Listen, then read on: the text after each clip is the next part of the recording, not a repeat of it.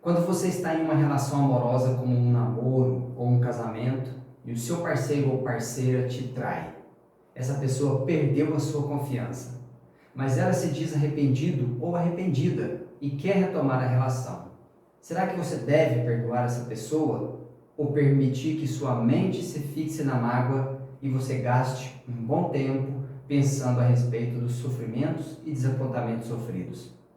As respostas para tais questões determinaram a quantidade de problemas que uma ofensa ou mágoa causarão a você. E é disso que vamos falar neste vídeo.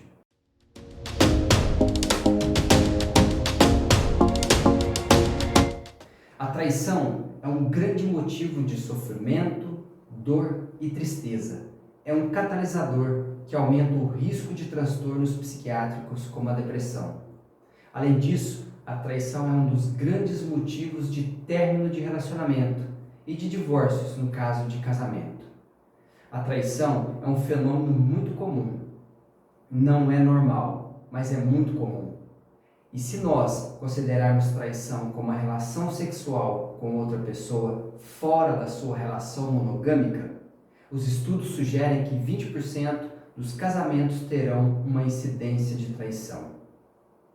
Já nas relações monogâmicas que não são casamento, como por exemplo um namoro, isso aumenta para 40%.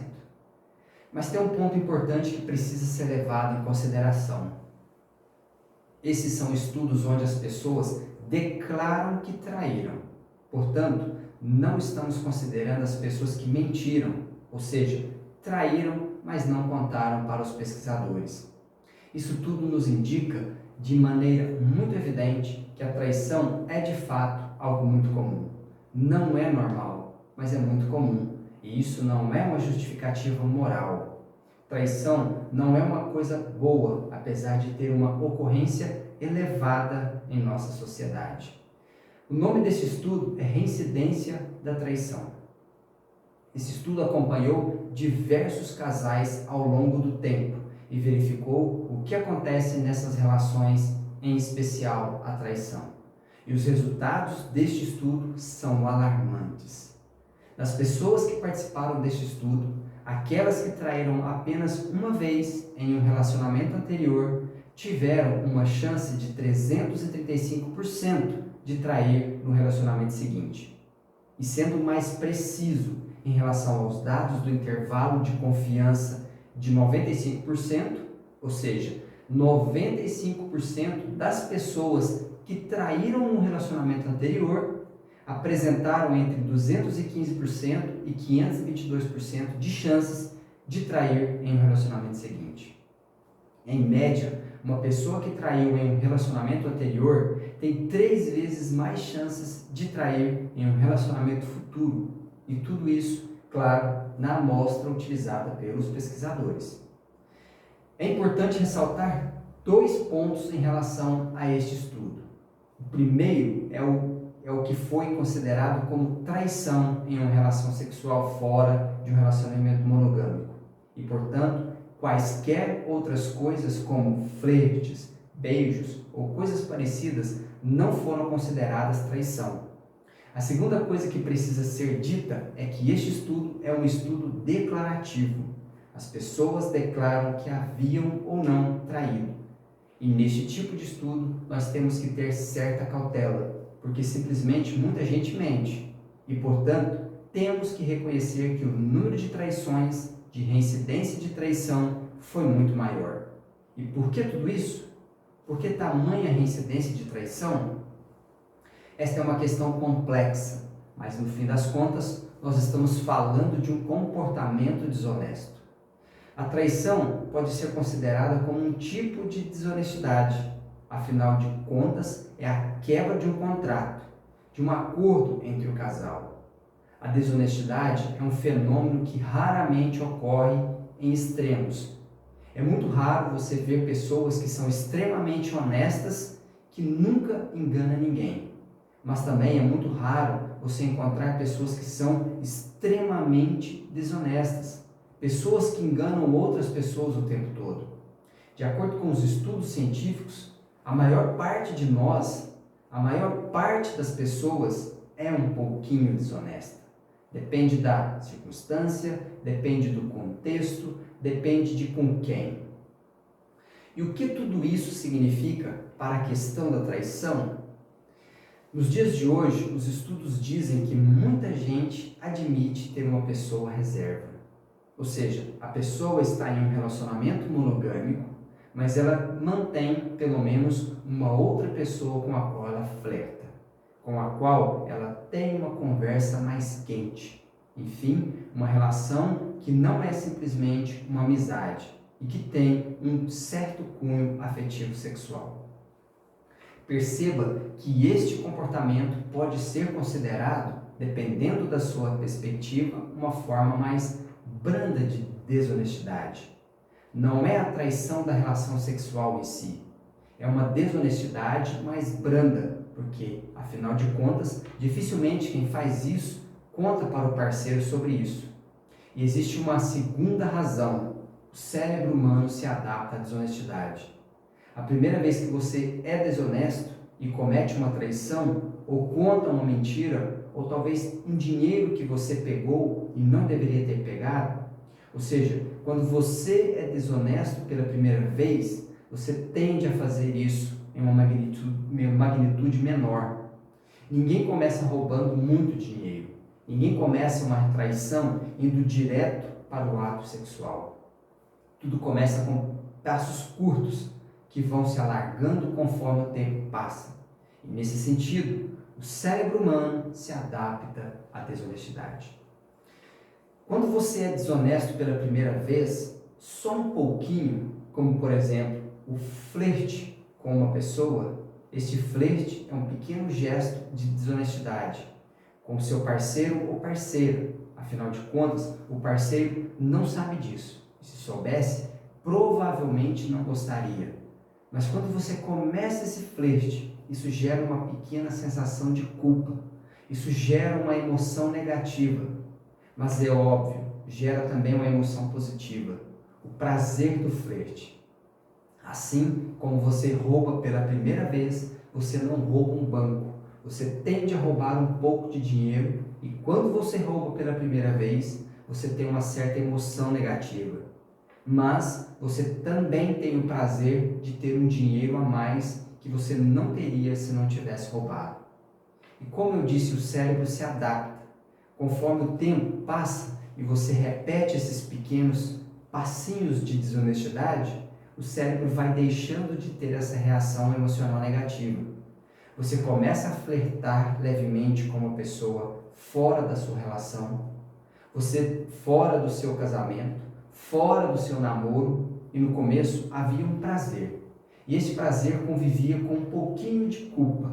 Só que conforme você vai fazendo isso, a culpa vai desaparecendo. E o que acontece é que você dá um passo mais largo. Como, por exemplo, em vez de apenas flertar, você começa a conversar. Das conversas, um encontro. Do encontro, beijos. E do beijos, você vai para a relação sexual. E que no caso do estudo que eu falei, é o que foi considerado como traição. Com dinheiro ocorre algo parecido. No começo você rouba um pouquinho, isso gera uma certa culpa, depois você rouba de novo e essa culpa foi diminuindo até que você resolveu dar um passo maior e roubar mais, ou roubar de uma forma mais ousada daquela que você utilizava antes. E o resumo de tudo isso é que alguns estudos muito interessantes demonstram que o cérebro se adapta à desonestidade e isso ajuda a entender por que existe reincidência de traição. É porque uma pessoa que traiu no relacionamento anterior tem uma chance maior de trair em um próximo relacionamento. Afinal de contas, houve uma adaptação pelo mero fato de já ter sido feito antes. E quanto maior o número de traições anteriores, maior será a adaptação e maiores as chances de uma pessoa trair em um relacionamento futuro. E existe um agravante de tudo isso. Os estudos mostram que o arrependimento é um péssimo indicador de mudança de comportamento. Em outras palavras, estar arrependido dificilmente garante que você mudará o seu comportamento no longo prazo. O arrependimento gera sim uma mudança de comportamento. O problema é que esta mudança tende a não durar. Vamos usar um exemplo muito bobo e corriqueiro. Você está em uma dieta firme e aí, em um belo domingo, você come uma pizza inteira e de sobremesa sorvete. Você obviamente sente um certo arrependimento e promete que a partir daquele momento você não fará mais isso. E é bem provável que no dia seguinte e nos próximos dias você fique firme na sua dieta. Só que é bem provável também que daqui a pouquinho esse arrependimento desaparece e você volte a uma reincidência e come de novo uma pizza, um hambúrguer ou qualquer besteira do tipo. Veja então que o arrependimento não está associado com a mudança de comportamento. A pessoa que trai muitas vezes, ela está genuinamente arrependida. Só que isso não significa que o comportamento dela permanecerá o mesmo ao longo do tempo. É bem possível que o arrependimento desapareça e a reincidência ocorra. Em outras palavras, o arrependimento não garante que a pessoa não trairá de novo. Vamos resumir então o que nós falamos até aqui. Nós vimos que a chance de reincidência de traição, ou seja, uma pessoa que traiu em um relacionamento anterior, trair novamente no relacionamento seguinte é muito alta. Nós vimos também que o cérebro se adapta à desonestidade, e que essa adaptação ocorre em pequenos passos, que se tornam cada vez maiores. No caso do roubo, por exemplo, são pequenas quantias que vão se acumulando em valores cada vez maiores e roubos mais ousados. No caso da traição, são pequenos flertes, pequenas mentiras que vão se acumulando até a relação sexual ou até limites maiores, onde acontece a troca do parceiro ou da parceira. E finalmente, nós vimos que o arrependimento não provoca mudança de comportamento. Eu quero deixar claro com tudo isso que eu não estou aqui dando regras para você de como viver. Eu não estou aqui usando de moralismo e te dizendo o que você deve ou não fazer. Eu não estou aqui dizendo que você deve ou não perdoar uma traição. No entanto, os estudos nos mostram que as traições são grandes motivos de angústia. A pessoa que é traída frequentemente fica muito dividida, porque obviamente ela ama a pessoa que a traiu. No entanto, apesar deste amor, ela perdeu a confiança. Ela está muito triste e no meio de tudo isso surge uma dúvida na forma de angústia, e a angústia se materializa na pergunta: será que eu devo perdoar? Será que eu devo dar uma segunda chance? Será que essa pessoa nunca mais fará isso comigo? A ciência diz que sim, é provavelmente possível que uma pessoa que te traiu, ela esteja arrependida. É perfeitamente possível que esse arrependimento mude o comportamento. E é perfeitamente possível que essa pessoa não se encaixe nessas estatísticas que eu mostrei até aqui. É perfeitamente possível que essa pessoa seja uma exceção. Só que uma outra coisa que os estudos demonstram é que quando nós queremos muito uma coisa, nós tendemos a achar que as exceções serão mais prováveis. Quando nós queremos muito, por exemplo, recuperar um relacionamento, se nós desejamos muito recuperar o relacionamento, é possível que nós caiamos em um certo auto-engano de que sim, a pessoa vai mudar, de que sim, isso será uma exceção. E por definição, exceções são exceções. Então, cabe a você, cabe a todos nós, em uma circunstância de traição, avaliar a situação. Pensar se nós conhecemos de verdade essa pessoa que estamos nos relacionando e verificar se de fato vale a pena apostar nessa exceção. Com certeza, existem casos onde vale a pena fazer esta aposta, mas com certeza também existem casos onde simplesmente não vale a pena e a melhor coisa que você faz é dizer adeus. É muito importante também entender as limitações de uma pesquisa científica. Nos estudos são utilizadas algumas amostras e isso não diz que ela representa a humanidade como um todo. Outro ponto, a pesquisa foi feita nos Estados Unidos e as diferenças culturais e sociais sempre existem. E cabe a nós a questão: será que o Brasil isso seria diferente? Será que estes números seriam maiores ou menores? Todas essas questões merecem novas investigações científicas. E é claro, nós temos que trabalhar agora com os dados que nós temos no momento. Eu acredito que por mais que dados como estes tragam certas angústias para a pessoa que vive um relacionamento monogâmico ou que deseja viver um relacionamento, o conhecimento é sempre mais libertador que o desconhecimento. Munido de informações, você geralmente toma decisões melhores a respeito da sua vida. E esse foi o objetivo do vídeo de hoje. Foi munir você de informações para que você entenda esse fenômeno que é tão comum e que também é tão triste para a pessoa que sofre uma traição. E aqui cabe uma questão sobre o perdão. Perdoar não significa fechar os olhos às coisas ruins que as pessoas fizeram contra nós. Perdão ajuda as pessoas a controlarem suas emoções, preservando o bom senso.